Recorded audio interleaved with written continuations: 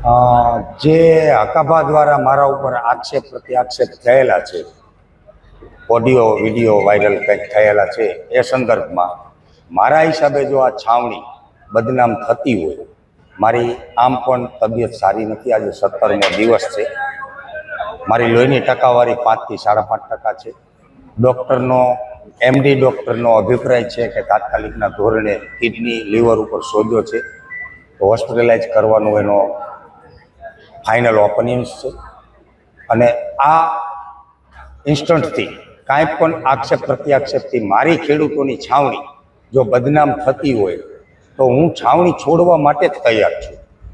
તો તમામ ગુજરાતના વાલા ખેડૂતોને મારો એક સંદેશો છે, જે ખેડૂતોએ ગુજરાતમાંથી સમર્થન આપ્યું છે અને આપણે આપણી માગણી ઉપર અડગ છીએ, આ છાવણીને તોડવાના અનેક પ્રયત્નો છેલ્લા 10 દિવસથી થઈ રહ્યા છે. મને લોભ લાલચ ને પ્રલોભનો આપવામાં આવી રહ્યા છે, ધાક ધમકીઓ આપવામાં આવી રહી છે. ભાજપના મળતિયાઓ અને એના બુટલેગરોને આમાં ઉતારી દીધા છે. ક્યાંક ને ક્યાંક આ આંદોલનને તોડવા માટેના પ્રયત્નો થઈ રહ્યા છે. તો મારી શોર્ટ ઇન વન છે કે આ આંદોલનને તોડતા નહીં, મજબૂતાઈથી સમર્થનથી, આપ જેવું સમર્થન આજ સુધી ખેડૂતોએ આપ્યું છે એવું સમર્થન આપજો. અને આવનારા સમયમાં જે કંઈ જેતપુર સમિતિ આજે નિર્ણય લે છે, તો કાલે આપણે આ આંદોલનને ગુજરાત લેવલે લઈ જશું. આપણી માગણીઓ પૂરી નહીં થાય તો આપણે ગુજરાત લેવલે આ આંદોલન લઈ જશું. આપણે હક અધિકાર અને ન્યાયની લડત છે ખેડૂતોના, તો એ લડત ગુજરાતના પ્લેટફોર્મ ઉપર લઈ જશું અને ગુજરાતની 18 વરણની કમિટી બનાવશું. અને જે કાંઈ કરવું પડશે આગળની લડત, એ લડતમાં હું સાથે સામે લઈશ, ભાગીદારી લઈશ. છેલ્લા શ્વાસ સુધી મેં આ સ્ટેજ ઉપરથી જાહેરાત કરેલી છે કે મારા છેલ્લા શ્વાસ સુધી આ ખેડૂતની લડત હું મૂકીશ નહીં. પણ મારા હિસાબે જો છાવણી ક્યાં બદનામ થતી હોય આક્ષેપ પ્રત્યાક્ષેપથી, તો હું આ છાવણી મૂકી અને હોસ્પિટલાઇઝ થવા, આજે અમસ્તોય હું હોસ્પિટલાઇઝ થવાનો હતો સાંજે, તો હું અત્યારે વહેલો થઉં છું. પણ આ છાવણીને કોઈ પણ દાગ કે ક્યાંય બદનામ ન થાય એવી તમામ ખેડૂત મિત્રોને મારી નમ્ર અરજ છે. મારા અનશન જે કંઈ સમિતિ નિર્ણય લેશે એ મને શિરોમાન્ય રહેશે.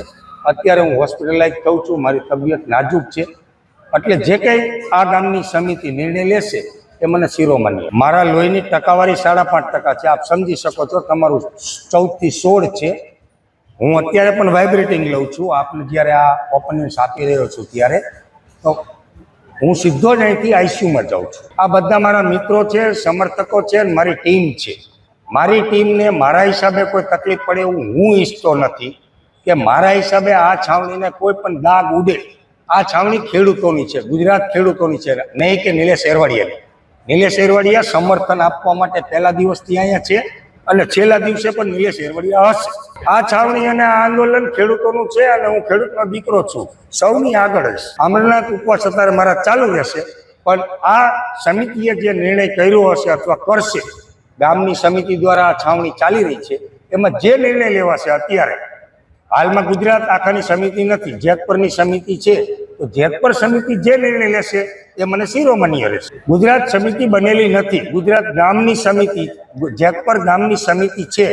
આવનારા સમયમાં નવા જે કંઈ કાર્યક્રમ કરવામાં આવશે આ છાવણી પછીના, એ ગુજરાત સમિતિ દ્વારા કરવામાં આવશે. એ જેતપુર સમિતિ સાથે પણ ચર્ચા થઈ ગઈ છે કે આપણે મોટા પ્લેટફોર્મ ઉપર જવું હોય, મોટો કાર્યક્રમ કરવા હોય તો 18 વરણને સાથે રાખી અને મોટી કમિટી બનાવવી જોઈએ. તો એમાં પણ એ સમિતિ સંમત છે.